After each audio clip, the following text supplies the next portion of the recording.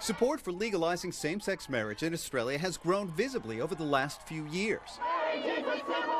A poll taken this month found that roughly 70% of the population favors marriage equality. So does the country's Prime Minister. Lucy and I will be voting yes. And Australia's opposition party leader. I am sorry for all of the hateful and stupid things which have been said and are going to be said until we win marriage equality. The question of whether to legalise same-sex marriage is being put to millions of Australians this week in the form of a 122 million Australian dollar postal survey. But experts say an overwhelming yes to that question won't guarantee that same-sex marriage will become legal. That decision will be left to members of Australia's Parliament. You could have 100% vote yes or 100% vote no.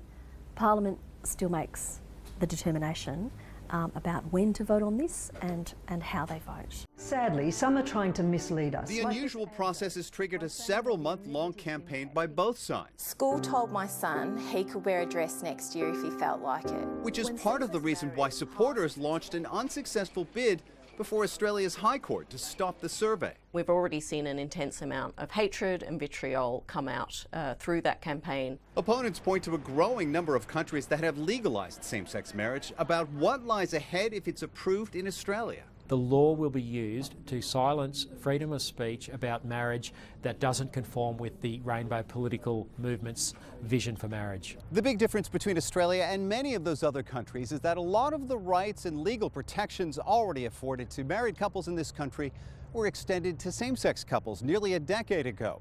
The only one that wasn't and still isn't today is the right to marry. And now we're at that next step. But I think the government has sent out this unusual survey process really as a way of delaying the inevitable. It has no binding mandate on the Parliament. It has no influence on the Parliament's power. And we've known for some years now that the federal Parliament does have constitutional power to introduce same-sex marriage without any form of referendum or any other process.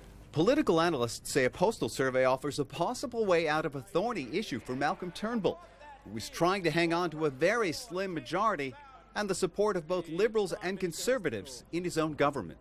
Greg Navarro, CGTN, Sydney.